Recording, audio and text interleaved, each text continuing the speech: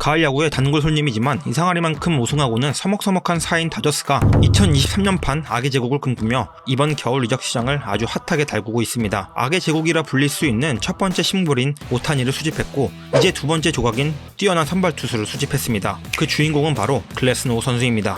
우선 글래스노우 또는 글래스나우라고 불리는 이 선수는 장점과 단점이 아주 명확한 선수입니다. 이미 이 선수에 대해서 잘 알고 계신 분이라면 장점과 단점을 이야기만 했어도 바로 아시겠죠. 단점부터 바로 말씀을 드리자면 상당한 유리몸이라는 겁니다. 빅리그에 데뷔한 건 2016년 피츠버그에서였습니다. 당시 22살의 나이였죠. 그리고 2023년까지 총 8시즌을 보내며 그가 치른 총 이닝은 529.2이닝, 1년당 대략 66이닝 정도 치른 셈입니다. 1년당 치른 경기 수가 대략 11경기죠. 거기다 글래스노우 선수는 커리어 내내 불펜 투수였던 적은 없고 대부분을 선발로서 보낸 투수라는 점을 봤을 때 정말로 적은 경기 수와 이닝 수를 확보하고 있죠. 심지어 올 시즌이 커리어 하이 이닝 기록이었는데 그 기록은 120이닝입니다. 8년차 29살인 투수의 커리어 하이 이닝이라고 하기엔 씁쓸한 기록입니다. 그나마 다행인 건 어쨌든 커리어 하이를 새로 찍었다는 의미겠죠. 내년엔 더 좋아지겠지라는 기대를 품게 만드니 말이죠. 이렇게 선수로서 거기다 선발 투수로서 최대의 약점 중 하나인 잦은 부상과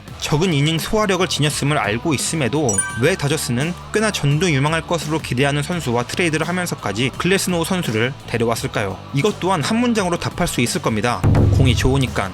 네, 그 참 몸이 약하고 언제 깨질지 모르는 그릇 것 같지만 이 선수가 담아내는 그 내용물이 정말로 혹하지 않을 수가 없는 최상품의 상품이라는 겁니다. 깨지지만 않으면 어느 팀의 선발진과 붙여놓는다 해도 1선발 경쟁이 가능한 그야말로 압도적 구위와 피칭 스킬이 있는 선수입니다. 한국 야구로 치면 딱 NC 다이노스의 구창모 선수입니다. 그냥 한눈에 봐도 재능이 보이고 한눈에 봐도 그냥 구위가 개쩔거든요. 유니폼 가리고 던지는 공만 보여주고 판별하라고 해도 누가 봐도 오 에이스겠는데? 라는 말이 나올 만한 수준입니다. 바로 이 장점이 이제 29살 전성기 나이에 돌입한 이 선수를 트레이드로 데려온 이유고 최대 120이닝만을 던진 이 선수에게 5년 135밀리언, 연간 2,700만 달러, 한화로 총액 1765억을 베팅한 이유일 겁니다. 그럼 이제 도대체 얼마나 좋은 퍼포먼스를 보이는 선수이기에 이렇게까지 물고 빠는지 조금 더 면밀하게 살펴볼까요?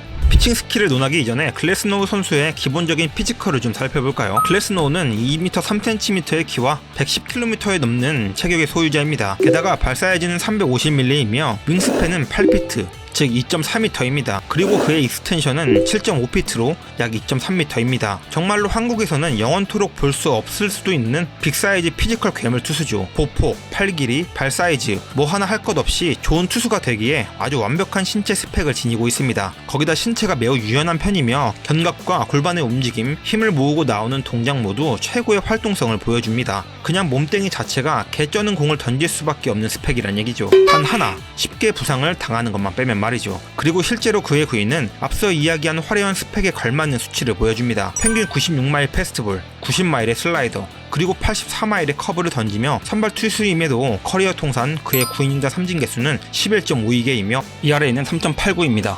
그리고 23시즌엔 21경기 선발 출장과 10승 7패, 3.53의 평균 자책점을 기록했으며 120이닝을 던지는 중 162개의 삼진과 37개의 볼넷, 그리고 13개의 홈런만을 허용했습니다. 대략적인 수치만 보더라도 그의 구위가 실감나긴 하죠. 그럼 이제 자세하게 그의 메카닉과 피칭 아스널을 살펴볼까요? 글래스노우가 갖고 있는 피칭 메커니즘부터 보겠습니다. 글래스노우는 다운앤드라이브로 시작한다고 보시면 됩니다. 다운앤드라이브 방식으로 이니시에이팅을 할 땐 보통 두 가지가 중요합니다. 첫 번째는 스테이백을 얼마나 유지해줄 수 있는가, 그리고 엉덩이를 얼마나 잘 활용하는가, 이 두 가지가 가장 큰 골조입니다. 이 부분에서 글래스노우 선수는 상당히 훌륭합니다. 그래서 이번 영상에선 이 두 가지를 중점으로 설명을 간략하게 해드리겠습니다. 레그 리프트가 된 상태의 모습을 보면 상체의 기울임, 허리의 굴곡 등은 일체 없습니다. 정립되어 있는 상태를 유지하려 하는 모습이죠. 그리고 글래스노우는 이 상태를 릴리스까지 유지하고자 하는 의도가 있습니다. 본인 스스로도 피칭 시 뒤쪽에 힘을 많이 남겨두려는 마인드 컨트롤을 한다고 하는데 실제 그의 폼에서 그런 점을 아주 잘 느낄 수 있죠. 이후 팔분리가 끝나고 들었던 다리가 앞으로 나아가면서 그의 엉덩이는 앞쪽으로 이동하기 시작합니다. 피칭 시 아주 기본적인 동작이죠. 그러면서도 자신의 정립된 바디 컨트롤과 엉덩이를 비틀릴 정도로 심하게 꼬지 않습니다. 자연스러운 정도로 밀고 나가죠.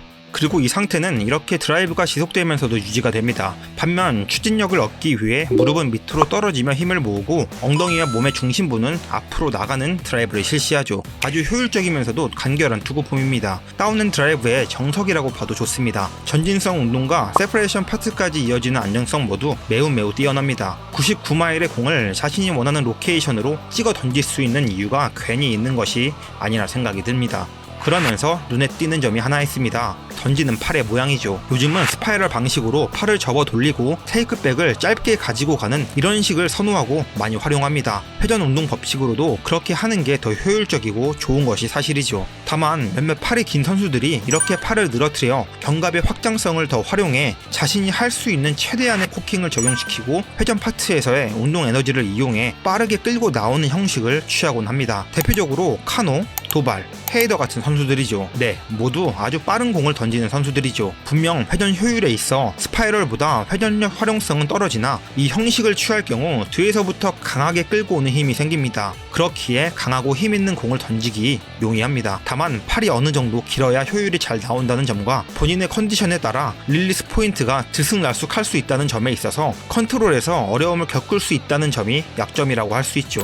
하지만 글래스노우의 경우 앞서 말한 것처럼 매우 안정적인 코어 정립이 되어 있어 대부분의 상황에서 릴리스 포인트가 흔들리지 않습니다. 확실한 바디 컨트롤과 앞 어깨의 에이밍으로 제구력에 전혀 문제가 없게 만들어줍니다. 현재 글래스노우 선수의 투구폼은 A+는 줄 수 있는 상당히 좋은 폼이며 자신의 신체 능력을 활용하는 측면으로 봐서도 매우 훌륭한 투구폼이라고 할 수 있겠습니다. 그럼 이제 이런 메카닉을 활용해 얼마나 대단한 공을 던지는지 보겠습니다.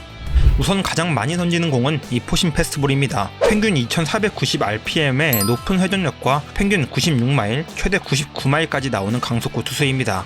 특히 12시에서 1시의 회전 방향을 갖고 있는 테일러의 포심은 약간의 라이징성을 보이는 것이 특징입니다. 좌우의 움직임은 1인치로 극도로 없으며 말 그대로 직구의 형태를 띠는 일직선의 무브먼트를 보입니다. 인치 드랍도 리그 평균 15인치에 비해 낮은 12.7인치만이 떨어지는 라이징성의 공을 보유하고 있죠. 그렇기에 직구임에도 불구하고 25%의 헛스윙률과 26.7%의 삼진율을 보여줍니다. 다만 기대피 장타율이 0.434로 다소 높은 경향에 있으며 하드입 비율이 45.3%로 조금 높은 편입니다. 익스텐션 뭐 하나 좋지 않은 이유가 없는데 생각보다 많이 맞아 나갑니다. 이유 중 하나는 디셉션이 좋지 못하다는 것과 실제 릴리스 포인트 기준으로 봤을 때 포심이 로케이션 되는 공의 위치가 1에서 3인치까지는 더 높아야 하는데 평균 대비 실제 찍히는 정도는 0.5인치 정도 높을 뿐이라 비교적 타자들이 컨택을 쉽게 할 수 있다는 점이 약점입니다. 그렇다고 하더라도 생각보다 많이 맞는데 구사율을 조정하든 아니면 대체 보완할 수 있는 구종을 배우든 해야 할 필요가 있습니다.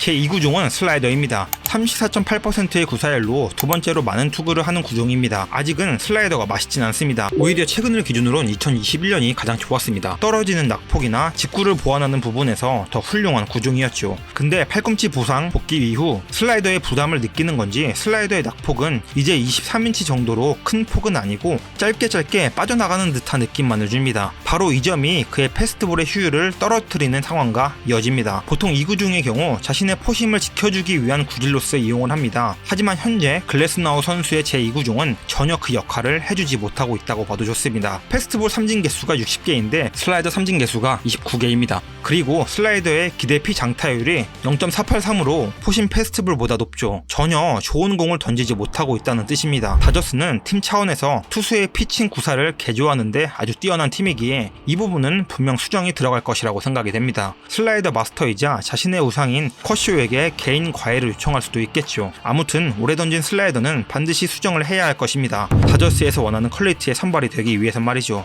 이제 다음은 제 3구종이자 글래스나우 선수의 히든카드 커브입니다. 앞서 2023년 베스트 구종 영상에서도 언급됐었죠. 글래스나우 선수의 커브는 리그 최상급입니다. 12-6 커브로 글래스나우의 직구와 찰떡궁합이죠. 6.1피트의 릴리스 포인트에서 떨어지는 그의 커브는 브레이킹각, 방향성, 떨어지는 타이밍 모든 것이 완벽한 변화구입니다. 심지어 커브임에도 평균 135km로 구사돼 빠른 편에 속합니다. 올 시즌 107타석의 결과에서 73개의 삼진을 잡았으며 그 과정에서 2개의 홈런만을 내줬습니다. 또한 피안타율 9푼 5리, 피장타율 1할 9푼, 헛스윙률 51.6%라는 세부 지표는 미친 커브를 증명하는 또 하나의 지표가 됩니다. 구사율이 21.3%로 적게 던진 것이 아님에도 이 정도의 효율을 보였다는 건 더욱 고무적인 일이죠. 특히 바닥으로 떨굴 때가 가장 인상적인데요. 타자가 공을 판별하고 끝나는 이 시점 한가운데 직구로 보일 수 있습니다. 특히 카운트가 이렇게 투 스트라이크 원볼인 상태라면 말이죠. 하지만 영락 없이 바닥으로 떨어지는 공이었고 힉스의 배트는 허공을 가를 뿐이죠.